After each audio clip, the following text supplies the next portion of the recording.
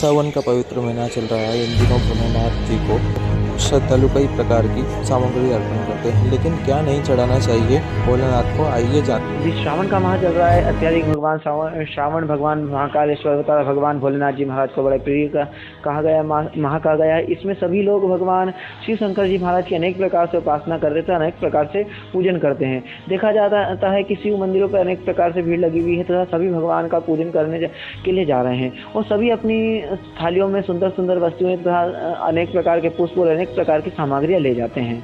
और उसी प्रकार कुछ वस्तुएं जो कि भगवान शिव शंकर जी को प्रिय होती है तथा कुछ वस्तुएं जो भगवान शिव जी महाराज के पूजन में विशेष निषेध कही गई है, उसमें से कुछ उन वस्तुओं के मुख्य में आती हैं। एक तो कुमकुम भगवान शिव शंकर को नहीं चढ़ाया जाता है, और दूसरा रोली कुमकुम जो होता है वो भी भगवान शिव शंकर को नहीं चढ़ाया जाता है, और तीसरा हल्दी है, ये भगवान शिव शंकर को नहीं चढ़ाई जाती है। ये शिव पूजन में निषेध कहा गया है।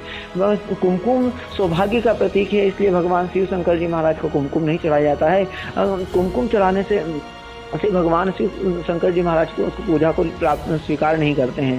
तथा रोली अगर अपन भगवान शिव शंकर जी के पूजन में उपयोग कर रहे हैं और भगवान को शिव शंकर जी महाराज को रोली अर्पित करते हैं, तो उससे जो पूजन कर रहे हैं उस पूजन का फल अपने को प्राप्त नहीं होता है। इसलिए भगवान शिव शंकर जी महाराज के पूजन में रोली का उपयोग नहीं किया जा सकता है। तुलसी भगवान शिव शंकर जी महाराज को इसलिए नहीं चढ़ाई जाती क्योंकि तुलसी का पूर्व जन्म का नाम वृंदा था, और इस एक श्राप के कारण तुलसी भगवान शिव शंकर को अर्पित नहीं करना चाहिए। अगर तुलसी अर्पित करते हैं, यह चीज़ें तुलसी, हल्दी, रोली और कुमकुम अगर शिव शंकर जी महाराज को अर्पित करते हैं तो उससे पूजन का लाभ प्राप्त नहीं होता है तथा वो पूजा भगवान शिव शंकर स्वीकार नहीं करते हैं। इसलिए शिव पूजन में विशेषतः इन चीज़ों का ध्यान में रख करके भगवान शिव शंकर जी की आराधना करें तथा भगवान शिव शंकर जी का पूजन करें।